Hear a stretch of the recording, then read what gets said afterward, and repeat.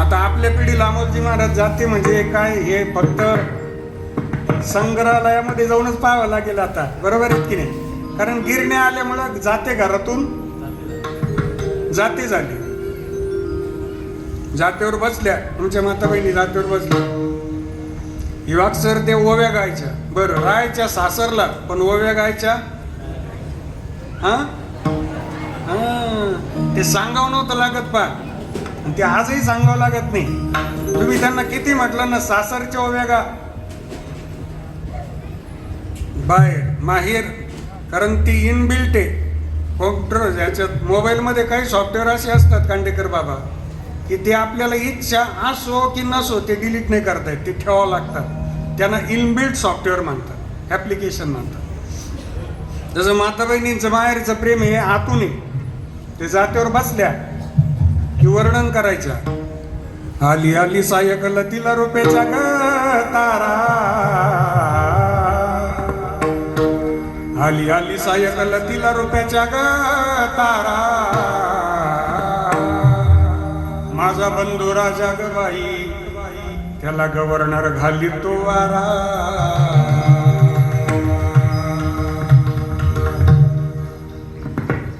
या आमच्या ताईच्या बंधू राजाला कोण वारा घालतं? गव्हर्नर. आणि बंधू राजा काय करतो? कांद्याचं रान बांधितो. इनबिल्ट आहे ते. त्याचं कारण असं आहे की माता बहिणींचं सर्वस्व माहेर असतं. आपल्या सगळ्यांचं सर्वस्व माहेर आहे. माझ्या बहिणी बसल्या तिथं, माझ्या आई बसल्यात. आपल्याला सकाळी 10 वाजता जेवायचं असेल तर जागेवर जेवण मिळेल. सासरला का माहेरला? हा बोला बोला बोला. तुम्ही म्हणताल बाबा भांडणं लावून जातो काय? काय नाही, माहेरला. चला माझी ताई बसलं तिथं, जर 4 वाजता भजे खावा वाटले, 4ला दुपारी 4ला या वातावरणात भजीले बाहेर लागतात. आबळ आलेलं पाहिजे, थोडी बुरबुर चालू पाहिजे. असे कडक भजे काढायचे बटाट्याचे, लाल होईपर्यंत कढई ठेवायची. हिरवीगार मिरची आणायची घासातून, तिला कढईत फोडणी द्यायची. रोगचोळी माऊली ती फोडणी दिलेली मिरची ना कढईतून बाहेर घ्यायची आणि त्याच्यावर मीठ मारायचं आणि ते कडक भजे आणि त्याच्याबरोबर मिरचीचा एक घास. तुम्हाला प्रॉब्लेम यायला लागला असेल पहा. 4 वाजता जर भजे खावाटले, जागेवर भजे मिळतील आमच्या ताईला. सासरला का माहेरला? हा सासरला भजे मिळतील 4ला. भजे भजे भजे नाही नाही, गवताची वजे. भजे कसले येऊन बसले? सर्वस्व माहेर आहे, वारकऱ्यांचं सर्वस्व माहेर आहे. माझे माहेर पंढरी, माझे माहेर पंढरी, आहे भीमरे काठी, आहे भीमरे काठी, माझे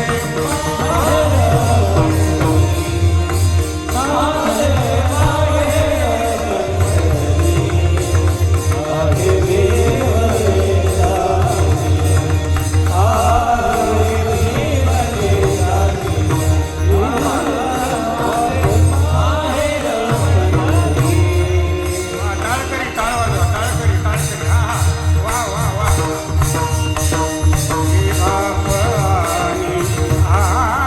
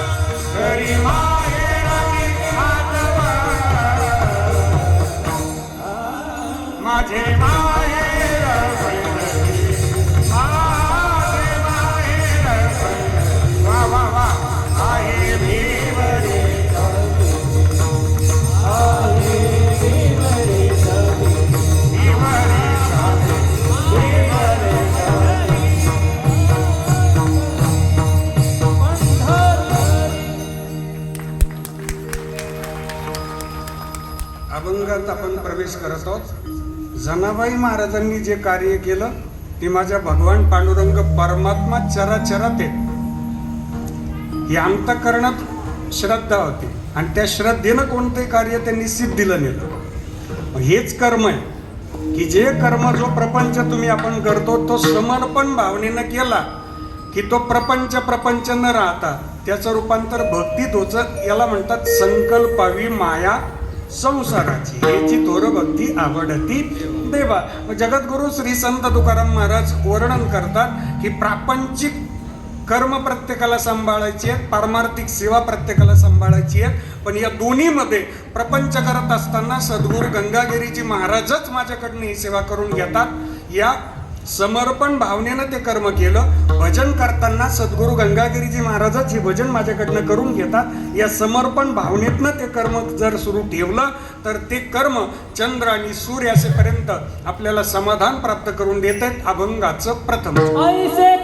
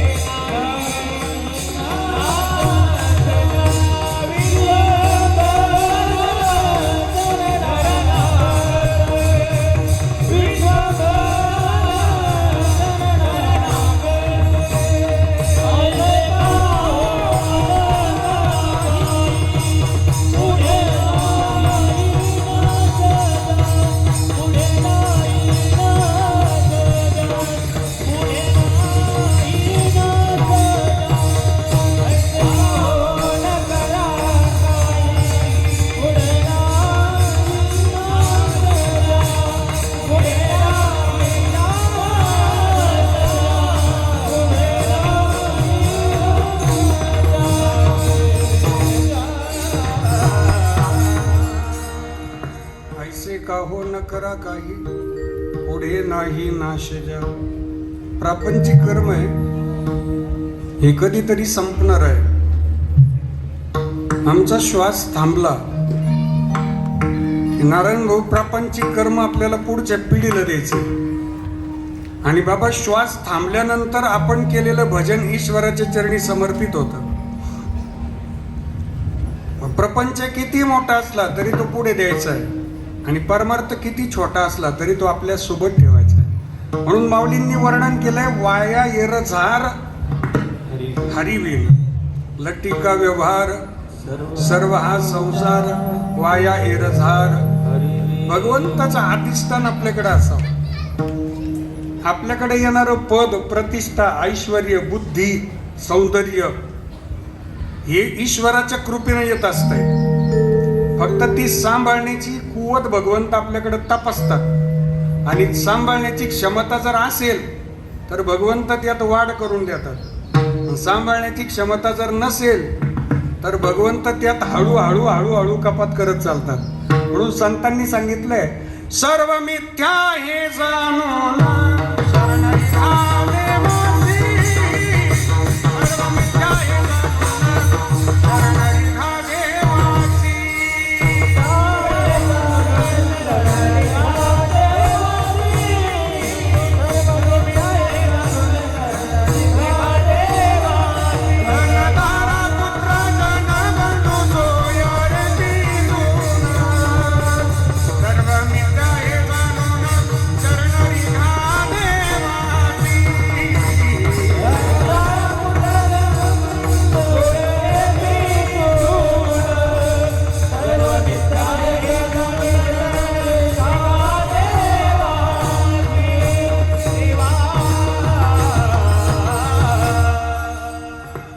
धनदारा पुत्रजन बंधू सोयरे पिशून सर्व मिथ्या हे जाणून शरण रिघारे देवास.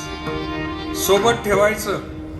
धन असेल पद असेल प्रतिष्ठा असेल ऐश्वर्य असेल सोबत ठेवायचं. पण कुठपर्यंत? जोपर्यंत पुढची पिढी सक्षम होत नाही तोपर्यंत ती सेवाच आहे. स्वामी काज गुरु भक्ती पितृवचन सेवापती हेची विष्णूची महापूजा अनुभव नाही तुझ्या. जगद्गुरु चिंतन करतात की आपल्या क्षेत्रामध्ये प्रामाणिकपणे सेवा करण्याकरता आपल्याला सगळं आयुष्य मिळत नाही. मोजके वर्ष मिळतात आणि त्या मोजक्या वर्षामध्ये आपण आपलं स्वतःचं भावविश्व निर्माण करा आणि पुढच्या पिढीला जागा द्या परत. कारण पाठीमागनं पिढी येते पुढे हुशार तोरा आहे ओळख सांगा. हो स्वतःहून थांबणारी माणसं ही समाधानीच असतात. विठ्ठल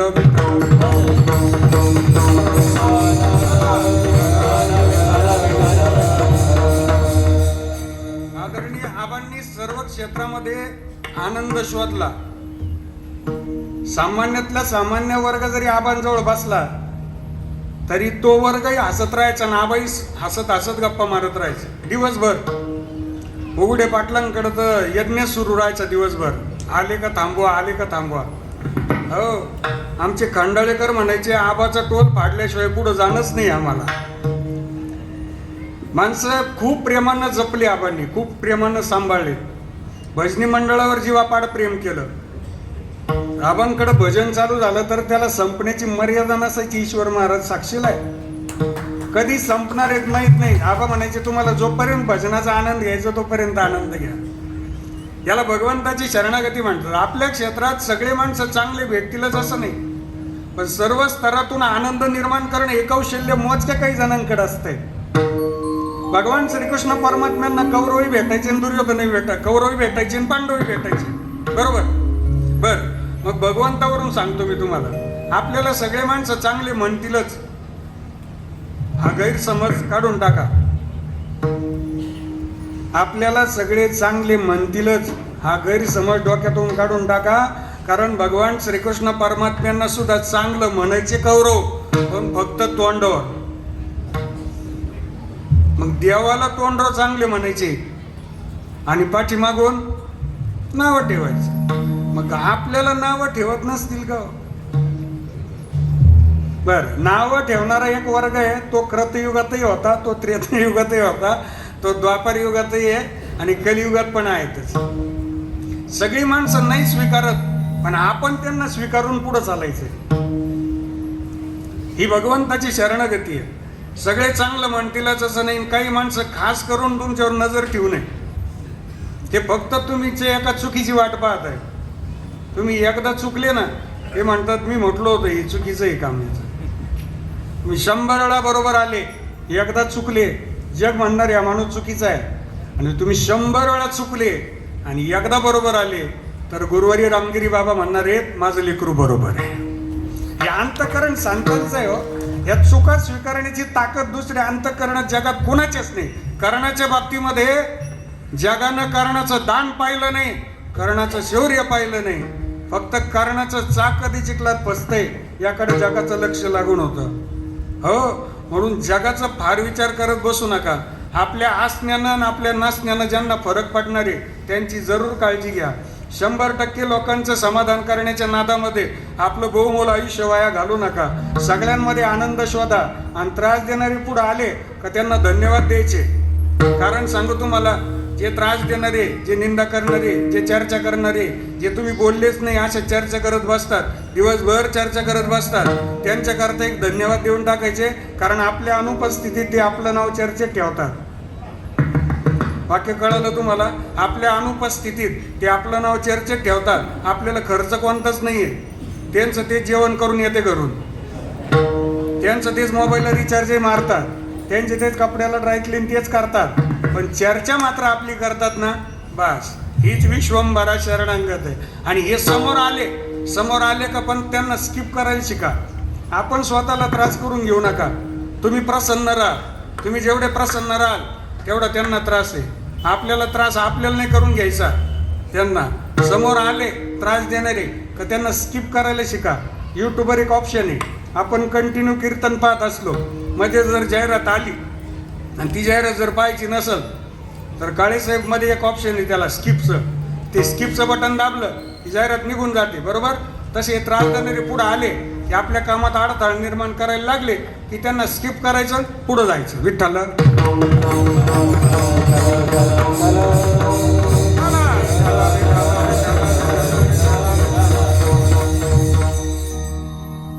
सगळ्या माणसांना सोबत घेणं, सगळ्यांमध्ये आनंद निर्माण करणं हे कौशल्य आपल्या स्वभावात असते. चांगले विचार असले की त्रास देणारे सुद्धा प्रसन्न वाटायला लागतात. एक वाक्य सांगू तुम्हाला, मला फार आवडणारं वाक्य आहे. ज्वारी नसलेली कणस, गर नसलेली फणस आणि चांगली विचारधारा नसलेली माणसं हे कोणाच्याच कामाचे नसतात. विठ्ठल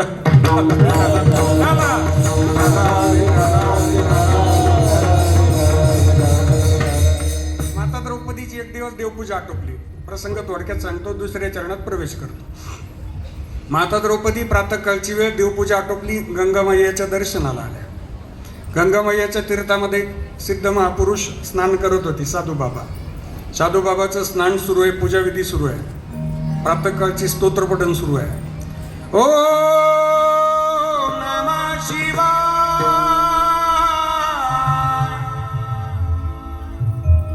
ओ नमः शिवाय. कैलास राणा शिवचंद्रमौळी, फणींद्र माता मुकुट जळाडी, कारुण्य सिंधो भव दुःख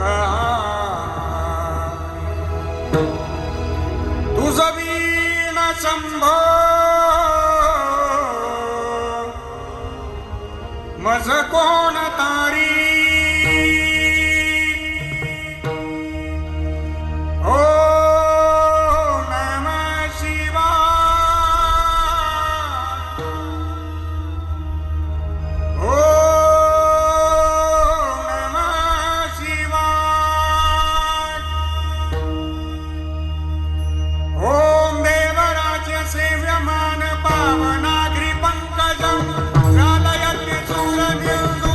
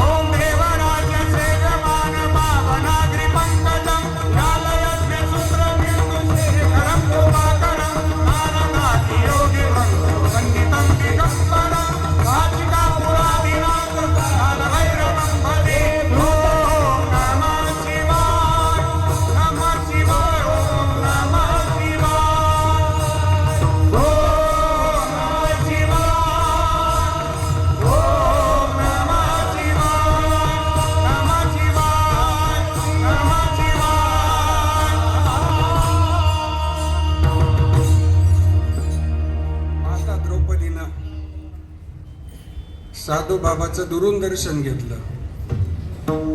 डोकचोळे पाटलानं डोकं टेकून दर्शन घेतलं. माता द्रौपदी बाहेर आहे, आतमध्ये साधू बाबा आहे. बघा बघा, दृष्टांत फार छान आहे. संत कीर्तन आपलं संपलं आता. एवढा दृष्टांत म्हणजे शेवट. लक्षपूर्वक ऐका. आणि हा दृष्टांतातला प्रसाद घरी घेऊन जा. माता द्रौपदीनं पाहिलं, साधू बाबाचं दर्शन दुरून नाही घ्यायचं, हे पायावर डोकं टेकून घ्यायचं म्हणा.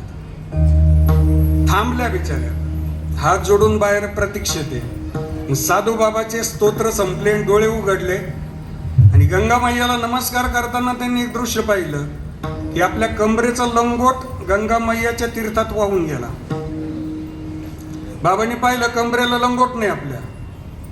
माता द्रौपदीने आवाज दिला, बाबा आशीर्वाद द्या. साधू बाबांनी मागे वळून पाहिलं, पोरी तू घरी जा बरं, आता मी तुला आशीर्वाद द्यायला घरी आहे. माता द्रौपदी म्हणे, मला आता आशीर्वाद पाहिजे. घरी पण या, घर तुमचं आहे, आशीर्वाद तिथंही द्या, इथंही द्या. पोरी तुला सांगितलं ना, घरी जा, तू घरी येईल मी आशीर्वाद द्यायला, जा घरी. माता द्रौपदी म्हणे, जाते, पण आशीर्वाद का देत नाही त्याचं उत्तर सांगा. लगेच जाणार. आणि साधू बाबा म्हणे, पोरी अरे तू माझ्या लेकी सारखी, तुला घरी जा म्हटलो ना, पण कारण सांगा, जाते घरी. साधू बाबा म्हणे, माझ्या कमरेचा लंगोट गंगा मैयाच्या तीर्थात वाहून चाललाय तो बघ, आणि कमरेला लंगोट असेल तर आशीर्वाद द्यावा. माता द्रौपदी म्हणे, लंगोट नाही. नाही नाही, गंगा मैयाचं दर्शन घेतलं माता द्रौपदीनं. गंगा मैयात प्रवेश केला. दूरवर वाहत चाललेला लंगोट आहे, तो पकडून आणला, साधू बाबाच्या कमरेला बांधून दिला. बाबा आता आशीर्वाद द्यायला काय हरकत आहे. साधू बाबाचे डोळे भरून आले. पुरी अरे फार भाग्यवान आहे तू, मी तुझी परीक्षा पाहत होतो. साधू महात्मे अनेकदा परीक्षा पाहत असतात. गुरुवर्य नित्यस्मरणीय सद्गुरू श्री नारायणगिरीजी महाराजांनी आपली सगळ्यांची अनेकदा परीक्षा पाहिली. बेटात जर गेले तर महाराजांनी म्हणायचे, येऊ नका तुम्ही, चला पुढले मंडळी, खंडाळेकर, नांदूरकर, रांजण कोलकर, चला येऊ नका तुम्ही. अरे आम्हाला होत नाही, आमचा परमार्थ तुम्ही बंद करता, व्यत्यय आणता, आम्ही मरणाच्या अर्ध्या रस्त्यावर उभे आहोत. ताकद होती महात्मेची म्हणायची. हे बोलणे ऐकायचे, पण खऱ्या सोन्याची पारख ही भट्टीत होत असते. तिथं जे बोलणे ऐकून थांबले त्यांच्या जन्माचं सार्थकच झाले. साधू बाबा परीक्षा पाहत असतात. साधू बाबा म्हणे, तुझी परीक्षा पाहिली आणि उत्तीर्ण झाली तू. आता एका साधूला तू वस्त्र पुरवलं म्हणे. आज ज्यावेळी तुला वस्त्राची गरज लागेल ना, ज्यावेळी तुला वस्त्राची गरज लागेल त्यावेळी जगाचा मालक तुझं वस्त्र झाल्याशिवाय राहणार नाही. हा माझा तुला आशीर्वाद. ज्याला म्हणतात विश्वंभरा शरणांक, विश्वंभरा शरणागतो, विश्वंभरा शरणागतो, विश्वंभरा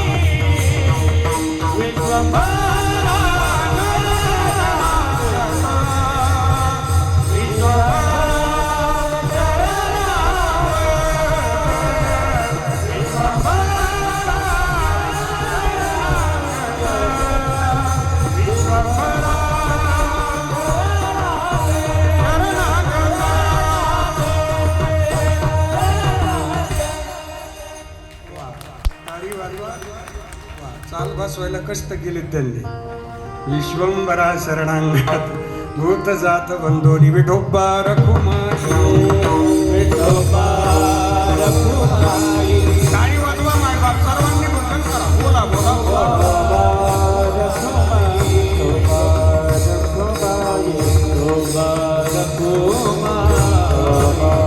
बोला बोला बोला बोला. बोला मायबाप, सर्वांनी टाळी वाजवा मायबाप. बोला बोला. वा वा.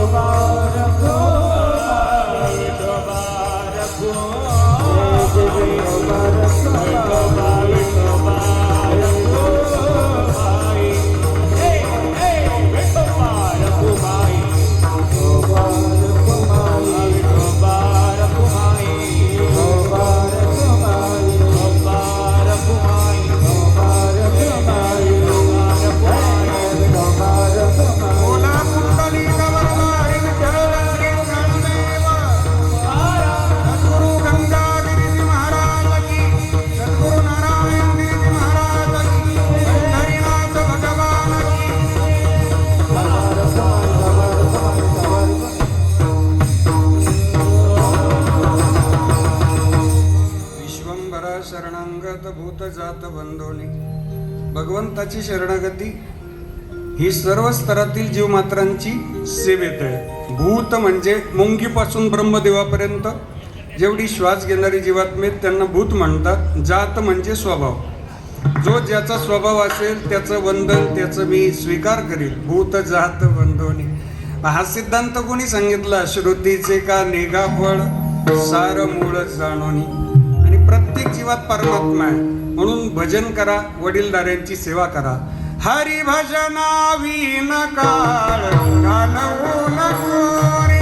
हरी भजनावी नकाळ घालवू नको.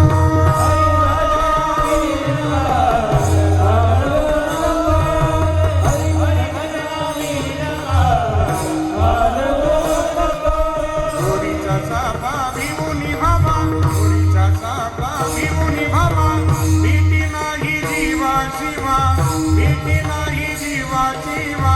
अंतरीचा ज्ञान दिवा मालवू नको रे, मालवू नको रे. हरी भजना हे नकाळ घालवू नको रे. हरी भजना हे नकाळ, हरी भजना हे नकाळ, हरी भजना हे नकाळ घालवू नको रे. भजन करा, वडीलधाऱ्यांची सेवा करा, माता बहिणींचा आदर करा.